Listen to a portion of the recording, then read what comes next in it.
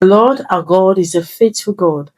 I want to welcome you to day 2 on maturity in marriage. I'd like you to know that maturity is not by age, it's a decision that is being achieved through training and self discipline. And today we are looking at how to be emotionally matured. It means to have self control emotionally. Many people don't know how to control themselves. They don't know how to manage their emotions. And sometimes this brings about unnecessary quarrels in their marriage. How do you control yourself? Number one is not everything that you feel that you say. Not everything you feel that is worth saying. Remember, not every thought deserves a voice. And sometimes you let it go.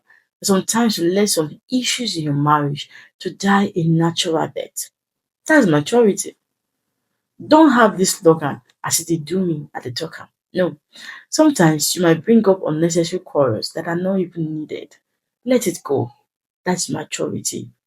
Number two, maturity is ability to stay calm when you are pushed to the wall, when you are tensed, when you are hot, and even when you feel disappointed. How do you react?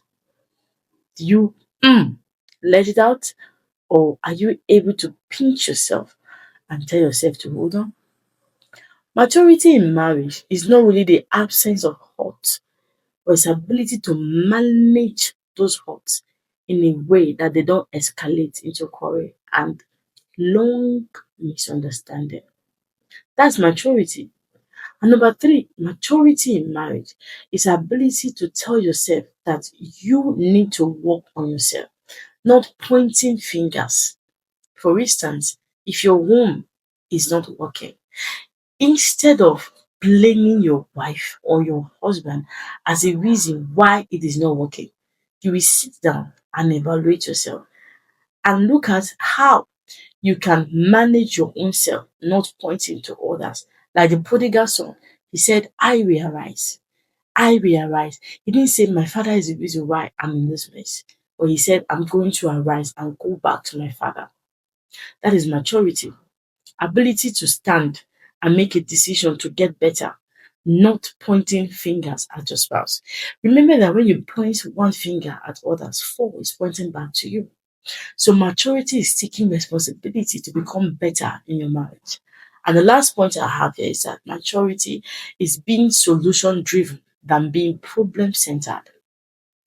Many people in their homes, whenever they sit down to discuss, it's about the problem. And the problem leads to more problem because maybe in the heat of argument, they also find a fault how their partner responded to them. And that brings about compounded problems upon problems.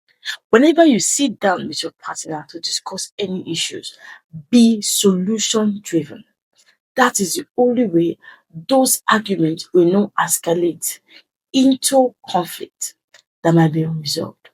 Remember, when you are matured, is not a sign of weakness.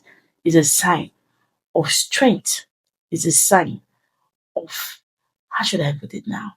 It's a sign that is saying, I'm ready for my home to work. Only matured people enjoy peace in their marriage. May you and I be listed among those people in the name of Jesus Christ. I'll see you tomorrow on another maturity in marriage. Till we see, keep saying that the peace in marriage is possible. Have a blessed day.